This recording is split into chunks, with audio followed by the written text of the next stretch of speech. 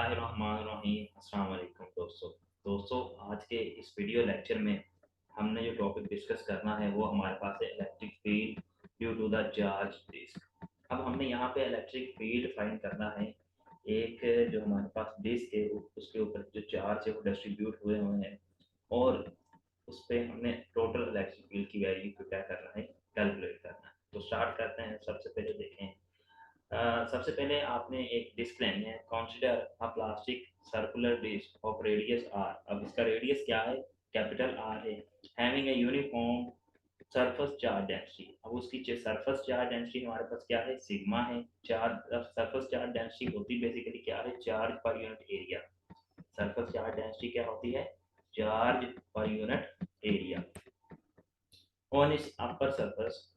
Late P be the point at a distance D. अब ये वाला जो पी है ये वो पॉइंट है जहाँ पे इलेक्ट्रिक फील्ड की वैल्यू को क्या करेगा, वो ये जो डिस्क है इलेक्ट्रिक फील्ड की वैल्यू ऑब्जर्व करेगा।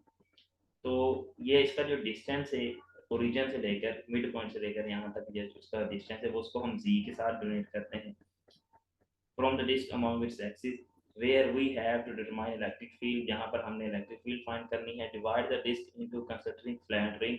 अब हमने क्या किया कि इसको इलेक्ट्रिक फील्ड की वैल्यू को कैलकुलेट करने के लिए हमने इसको छोटे छोटे रिंग्स में, फ्लैट रिंग्स में डिस्क को डिवाइड कर दिया। फिर हम क्या करेंगे, एक रिंग का इलेक्ट्रिक फील्ड कैलकुलेट करेंगे, देन उसको इंटीग्रेट कर देंगे तो हमारे पास टोटल इलेक्ट्रिक फील्ड आ जाएगा।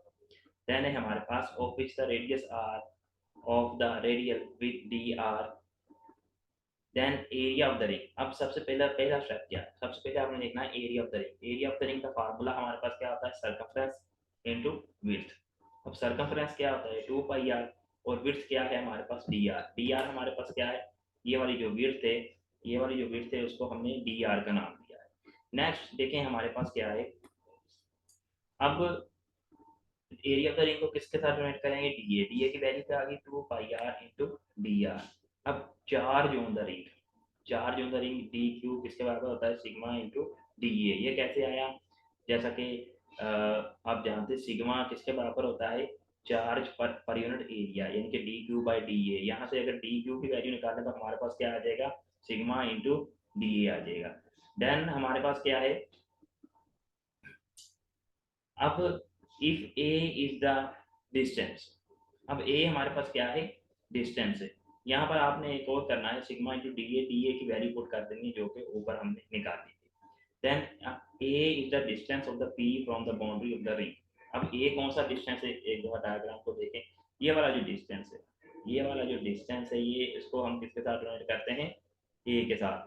तो देन हमारे पास क्या है कि ए द डिस्टेंस, तो डी ई इलेक्ट्रिक फील्ड की वैल्यू हमें पता है ड्यू टू द, हमने पॉइंट चार्ज के लिए निकाली थी 1/4 pi epsilon not D Q over A square. अब यहाँ पर डी क्यू की वैल्यू हमने ऊपर निकाली है तो डी क्यू की वैल्यू यहाँ पर पुट कर दें। डी क्यू की वैल्यू पुट करने के बाद आप ए की वैल्यू भी पुट करते हैं। ए की वैल्यू किसके बराबर आएगी, जी स्क्वायर प्लस आर स्क्वायर। अच्छा, ये ए स्क्वायर की वैल्यू कैसे आएगी, इस ए स्क्वायर की वैल्यू को हमने कैलकुलेट करने के लिए हम क्या करेंगे, हम पाइथागोरस थ्योरम का यूज करेंगे इस डायग्राम को देखते हुए। ये हमने देखे, ये देखें डायग्राम है, ठीक है। अब ये वाली जो वैल्यू है वो ए है, ये आर है, और ये हमारे पास क्या है, जी। हम लगाएंगे पाइथागोरस थ्योरम। तो A square is equal to G square plus R square. तो यहाँ से A square is equal to G square plus R square.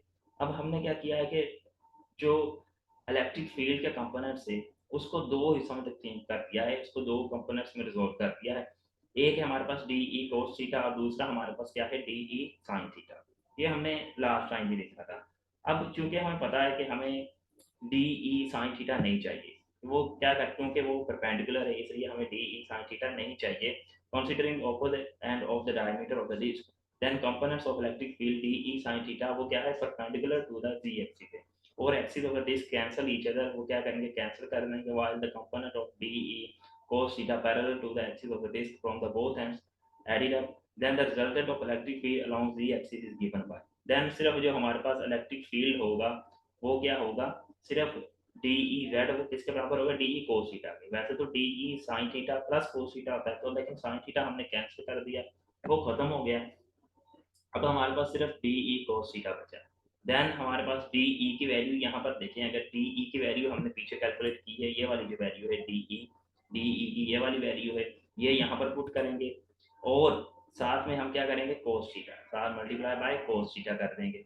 अब cos थीटा अगर आप फिगर से निकालें, cos थीटा किसके बराबर होता है? cos थीटा बराबर होता है बेस और हाइपोटेन्यूज। अब यहाँ पर हमारे पास जो बेस है वो हमारे पास है जी और हाइपोटेन्यूज हमारे पास क्या है, ए। मैं इस डायग्राम की बात कर रहा हूँ, ये वाली जो डायग्राम है आपके पास, ये वाली जो ट्राइंगल है, इस ट्राइंगल की बात कर रहा हूँ।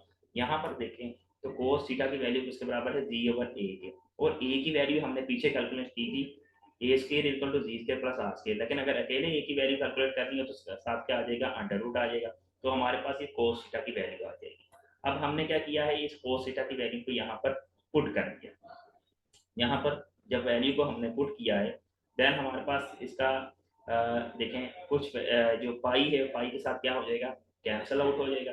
देन हमारे पास क्या बचेगा, D E Z is equal to sigma Z power 4 epsilon naught 2 R D R into Z square plus R square, ये वाला, और ये इसका अंडर रूट है तो इसकी पावर को हम 1/2 लिख देंगे। अगर दोनों को पावर को ऐड करेंगे तो हमारे पास क्या बन जाएगा, 3/2 बन जाएगा। इसकी पावर कितनी, इसके प्लस आर स्केयर की पावर कितनी बन जाएगी, 3/2 आ जाएगी।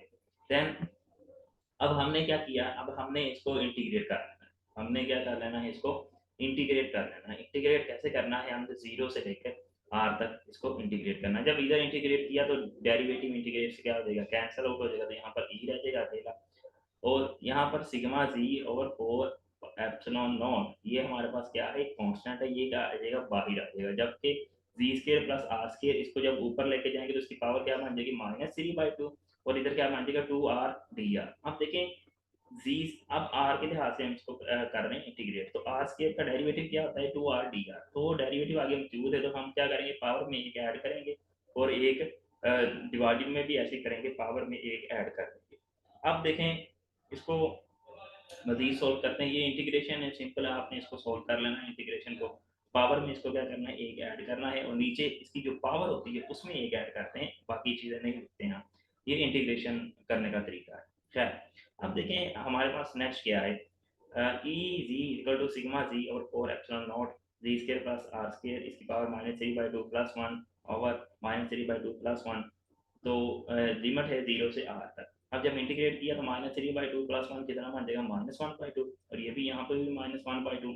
-1/2 को अगर हम बाहर लिख लें, 1/2 को हम क्या लिख लें, बाहर लिख लें, तो ये देखें ये जो 2 है ये ऊपर चला जाएगा और ये 4 के साथ क्या हो जाएगा, कैंसल आउट हो जाएगा। तो sigma Z over 2 epsilon naught 1 over, ये -1/2 था, जब नीचे आ जाएगा +1/2, मतलब इसको हम अंडर रूट में भी लिख सकते हैं। देन हमारे पास क्या है, 0 से आर तक अब हमने लिमिट पुट करनी है। जब देखें 0 से आर तक पुट करेंगे, ये जो माइनस है, ये वाला जो माइनस है, इसको हम बाहर लिख लेंगे ताकि ये माइनस बाहर आ जाएगा। ठीक है, अब देखें लिमिट जब पुट करेंगे तो आर स्केयर की जगह पे एक दफ़ा तो अपर लिमिट आएगी आर और एक दफ़ा आगे आएगी लोअर लिमिट। जब अपर लिमिट आएगी तो आर स्केयर आ जाएगा, लोअर लिमिट आएगी तो वो जीरो आ जाएगा। तो जेड जी स्केयर प्लस जीरो वो किसके बराबर होता है, जी स्केयर के, और जी स्केयर के ऊपर अंडर रूट भी है तो अंडर रूट स्केयर को क्या कर देगा, कैंसिल, इधर क्या रह जाएगा, -1/जी रह जाएगा। नेक्स्ट है हमारे पास, अब यहाँ पर जब -1/जी रह जाएगा, देन आपने क्या करना है, इस माइनस को और जी को अंदर मल्टीप्लाई कर देना। इस माइनस को और जी को अंदर क्या कर देना है, मल्टीप्लाई। जब इधर किया तो ऐसे आ जाएगा और इधर करना है तो इस तरह आ जाएगा। तो जी और जी के साथ क्या हो जाएगा, कैंसिल आउट हो जाएगा, तो कुछ इस तरह की टर्म हमारे पास बच जाएगी। नेक्स्ट अब आपने क्या करना है, नेक्स्ट इसमें ये है कि आपने इसमें ये माइनस है, इसको इधर ले जाएं, +1 का इसको इधर पहले लिख लें, तो ये हमारे पास इसका क्या आ जाएगा, रिजल्ट आ जाएगा। अब इसमें अगर इसको वेक्टर फॉर्म में लिखना हो तो कुछ इस तरह लिख लेंगे हम। ठीक है, अब मजीद वो कह रहा है कि अगर P lie very close to server, अब तो वो बहुत ज़्यादा अगर नज़दीक है तो जी जो है वो 0 के बराबर हो जाएगा। देन हमारे पास ये वाला रिजल्ट आ जाएगा, E ji equal to sigma over 2 epsilon naught, और ये हमारे पास क्या है, फाइनल रिजल्ट है। ये हमारे पास फाइनल रिजल्ट है और ये तब के लिए जब पी लाइज करेगा बहुत ही, यानी कि बहुत ही हम क्लोज करेगा। ठीक है, सर्कल किस के, देन हमारे पास जी 0 हो जाएगा, देन हमारे पास ये रिजल्ट आ जाएगा। उम्मीद है कि आपको समझ में आया होगा। मिलते हैं नेक्स्ट लेक्चर में, दुआ में याद रखिएगा। अल्लाह हाफिज।